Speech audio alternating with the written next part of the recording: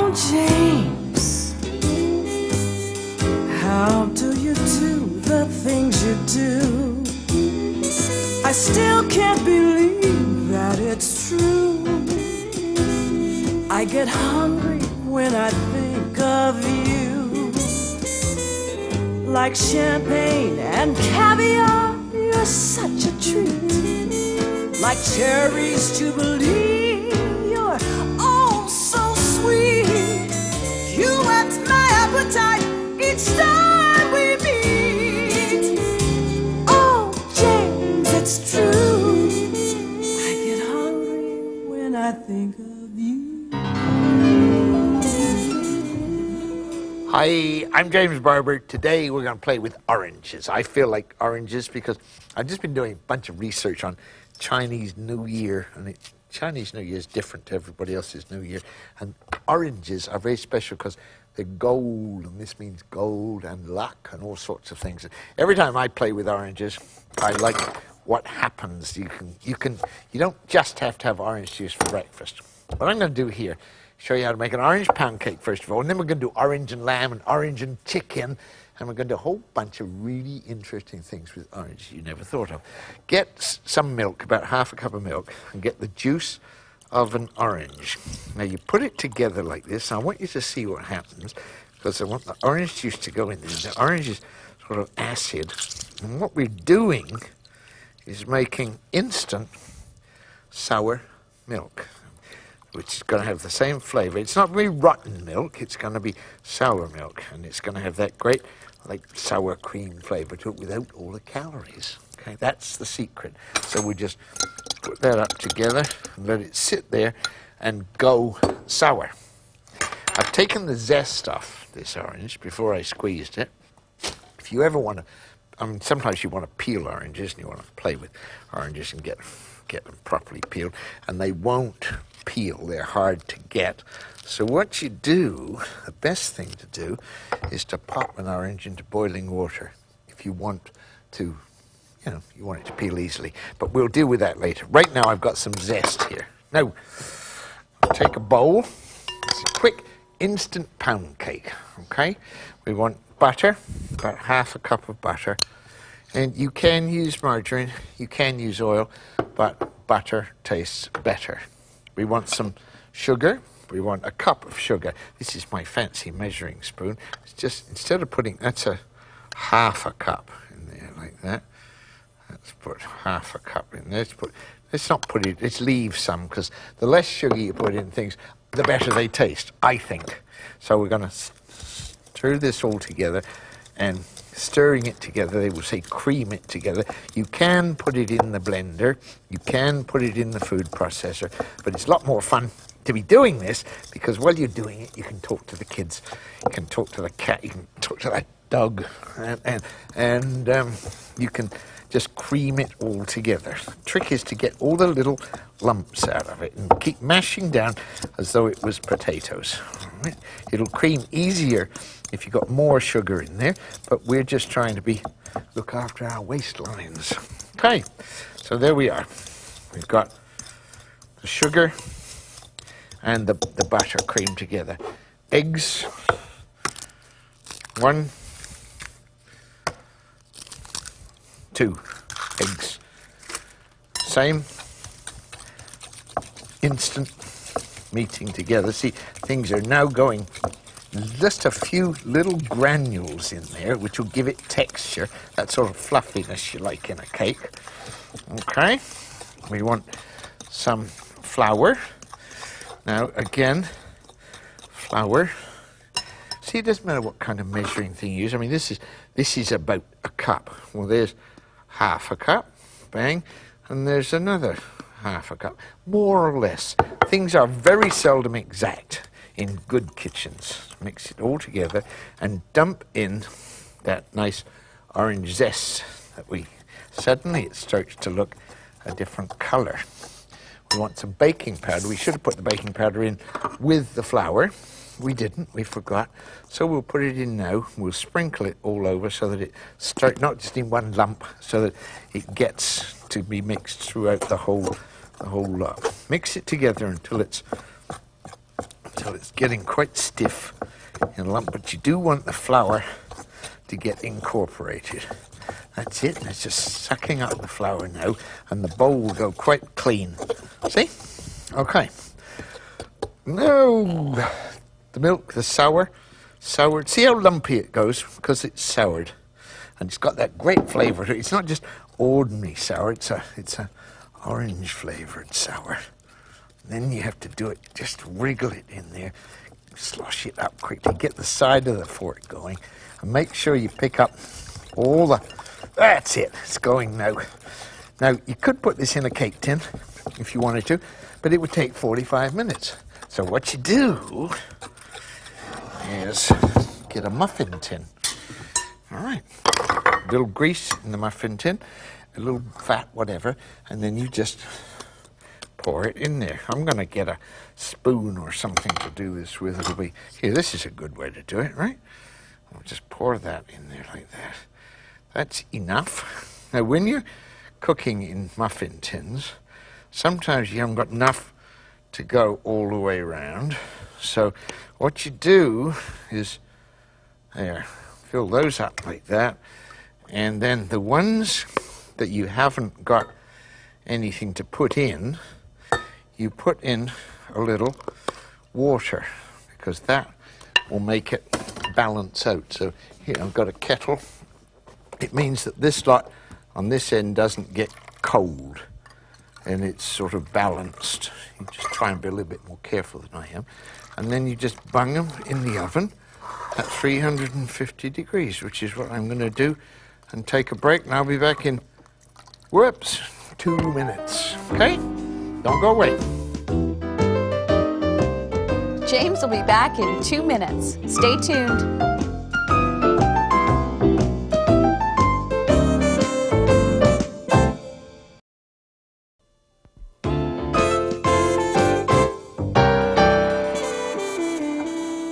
Welcome back to oranges. That's what we're cooking today, is oranges, and what I'm cutting up, just so you'll know, is not an orange. It's a squash. So I'm going to show you how to do a really great vegetable dish. You can do this at Thanksgiving or Christmas or whatever you want. You get a squash, right? And you cut it in slices and you pull the pips out of the middle. Now, when you pull the pips out, you wash them under the tap and get all that sticky stuff off, and then cook them in the oven at about 325 degrees for 15 minutes. They're great. You put a little salt on them and kids love them. But what you can do, instead of doing, what you can do with this, is to take a baking dish and your bits of squash, like that, and put them in a baking dish. This is all there is to this recipe. This is really easy. If we had a bigger baking dish, if I had a bigger one, have I got a bigger one? No, I haven't, but there you are. All you got to do now is to peel, slice and peel an orange. Here's our orange that was in the hot water. See how easily that skin comes off. If you're going to cook with it, you can just put it in there and see it just comes off really easy, and all the pith comes off it. So there we are, and then you cut it thin.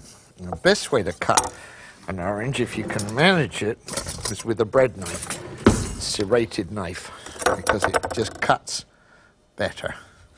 And all you got to do is just cut the orange up into slices. If you've got a great big orange, one great big squash, it works better. 2 ways to get the top off an orange. One is to do it with a knife, and the other, get your teeth in there. It depends what kind of family you come from. And especially if you've got false teeth. It doesn't work if you've got false teeth, I'll tell you that. Now, so here we go. We'll pull the skin off this one, and all you do is to, people like this kind of thing, because squash gets a bad reputation. People say squash, I don't like squash. Well, all right, they don't like squash. Get some bigger orange and just cut it up into slices, and it doesn't matter if it falls apart. All you do is dump the orange on top of it, put that bit around there like that, because that's that fits.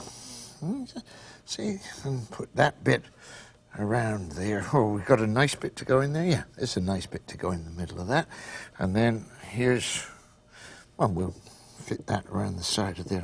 What you're trying to do is to get the orange juice into the squash. And it goes in nicely and easily. All right, you get a little bit of butter. And you put a little bit of butter on top of each bit of orange. Don't have to be too fussy with it, just spread it around a little bit. Butter, squash. All right, a bit more butter. Put that on there, and the orange goes on. Here's another piece of orange, we can put that on there. And then put a little bit, you want to flavor it up a little bit of pepper, a little bit of salt. If you don't like the butter, you can put oil on there. It spreads easier, but just put a little bit of salt on there, a little bit of salt on that one. Okay, a little bit of pepper, both of them, just so everything gets a little bit of touch like that. Now, crank up the fire and heat up a few walnuts. That's it. The walnuts we'll put in there just to get them crisp, just to start them getting crisp. They don't need to go in there too long because they go in the oven and they'll crisp up in there, but we want to get the flavor before we start. We want a little bit of cinnamon. See, this is a sort of Moroccan dish. A little bit of cinnamon on there, like that. And if you've got it, a little bit of orange flower water. You can get it in East Indian stores, get it in drugstores, in the pharmacist, whatever. Just a few drops. You don't want too much because it's a really potent perfume to it. Now, you don't want to put it behind your ears. It's too potent for that. People will look at you in elevators if you do that. And don't want to do that, all right? And then you get a little bit of parsley to have ready for it. What you do with this now, we've got the muffins, the pound cake in the oven, all right? And I'm going to show you that. I'm going to whip them out and let you have a quick look at them. That goes in there to see how quickly they cook, how gorgeous they are. See, already. Isn't that nice? That's going to take about another couple minutes, but I'm going to turn it round so that the back end gets, that's right, so we get them cooked evenly all round. Nice orange flavoured muffins. Now that's one way to do it. If you wanted to do, let's get rid of this junk here. We're dealing with oranges, right? So parsley we're going to have, we shove that all over there. We don't need more squashes. Okay, now, if you wanted to make a really great salad, what you can do is get an orange, and one of the easy ways to peel an orange is to take a knife and cut down through the skin.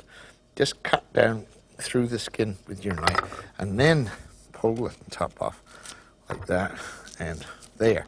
This is a blood orange. I want you to see this. The color of this is unbelievable. It grows in southern Italy and in California. Now, it used to be just in southern Italy, and in southern Italy, in the springtime when these oranges were in, there they were, ready to make a salad. I'm going to cut this into slices. I'm going to cut up a couple more. When you get back, 2 minutes, I'll show you how to make something really nice. The Urban Peasant will be right back.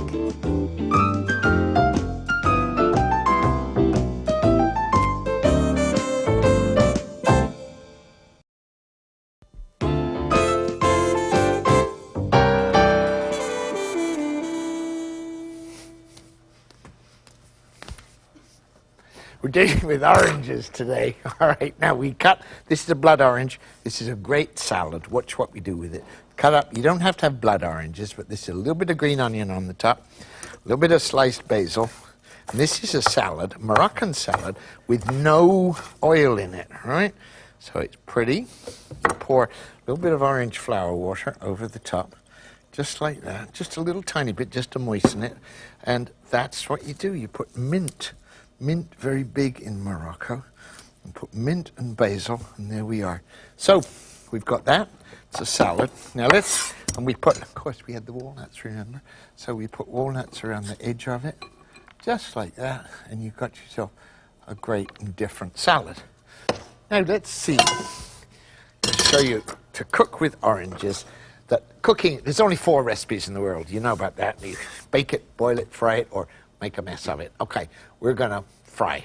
And we're going to do two things. We're going to do lamb and chicken, both with oranges. Okay, get the pan hot, crank them up high. And for both of them, you get, as soon as the pan is hot, you get a little bit of oil. And the pan's almost hot. Got some chicken breast, and these are lamb chops.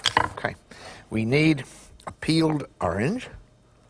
So we'll peel an orange and get it ready. See how the skin isn't coming off that one so easily as it did off that one before. Let's try another one. And that's better. That's going to come off easily. So while the pans are getting hot, we'll just, it doesn't matter. You see, you can do the same thing. We're going to use lamb and we're going to use chicken, but you could also use tofu, or you could use a little bit of diced pork. You know, it's just a learning to be familiar with different things. So there we are. We've got one orange. I'll get another one. Now, oil, about a tablespoonful of oil. It's the best diet tip in the world. I get all these things about how can I reduce my, well, non-stick fry pan will do it for you because you don't have to use so much oil. That's all there is to it. Right, the pan is hot. In goes, lamb chops don't take long to cook. Let's do 3 of them in here. If they're not 2, let's do 4. And there'll be one for each of the camera guys, okay? And in this one, we're going to put some chicken. So into the hot oil, again, goes the chicken, and just pop it in there like that. So we've got lamb in one, chicken in another one. We need onion, so we just cut up an onion, and have it fairly small so it will cook quickly. You can do this when you get home from work because it's something different. All I had in the fridge was an onion and some chicken, and this great hunk came to supper. Well, this is how you deal with it, right? Garlic, we want a clove of garlic for each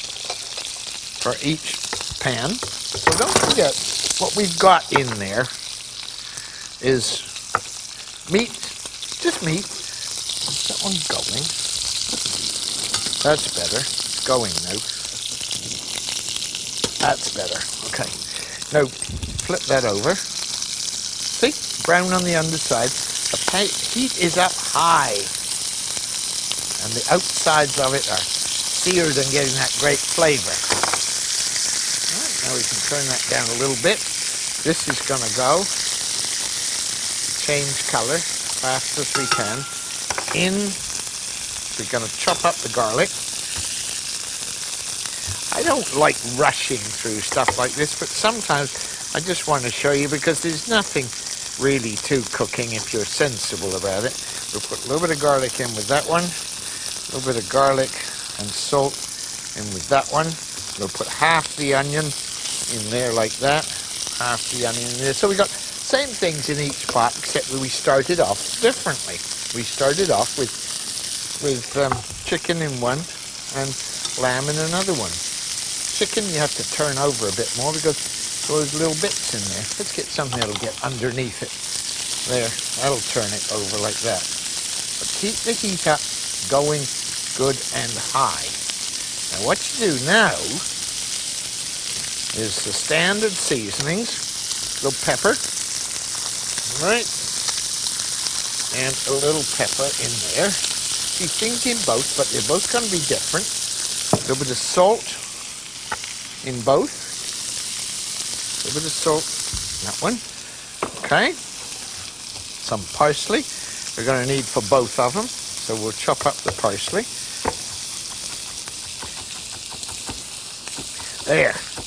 Don't need a fancy parsley chopper. Just keep your fingers out of the way. Chop up the stalks as well, because the stalks have got lots of nourishment in them and they taste good. And besides, you don't want to waste things. Right, that's ready to go.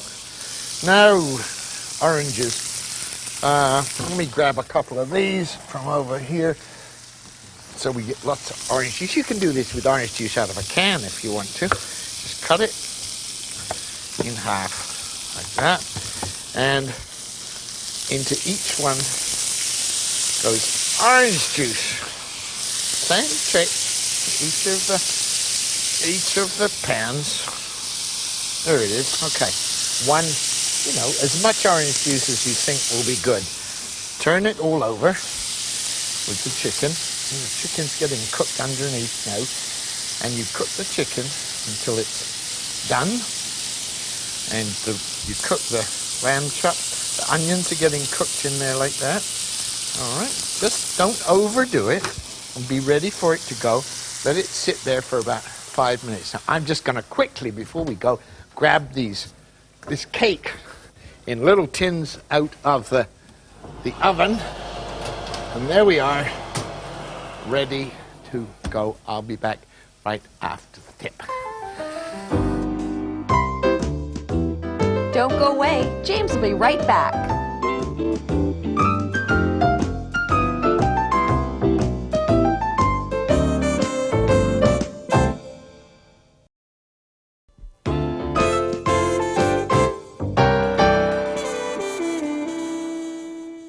There's our chicken with oranges. We put the oranges in for the last 30 seconds. That's great. There's the lamb. Same recipe, all right? Same recipe, but this is the lamb chop. What you do with both of those is to sprinkle a little bit of parsley over the top, just like that, and a little bit of orange zest, because that makes it look pretty, right? We made a salad out of blood oranges, walnuts, no oil. We put a little bit of orange zest on there, and then we finish up with our muffins, which are cakes, all right? And those, you don't have to put them in the right way up. You put them in the wrong way up, like this, and everybody gets delighted because they look so nice. And then there it is, all right? You put a little bit of orange zest around it like that. You sprinkle a little bit of icing sugar over top. And that's a pretty good looking cake for about a 3-minute job, isn't it? You get all these fancy recipes that ask for buttermilk, and most people just haven't got it hanging around. So you take a cup of ordinary milk and put in the juice of orange or lemon or grapefruit, and there you are, instant buttermilk. Hi. Oh, forgot the squash. Hold on.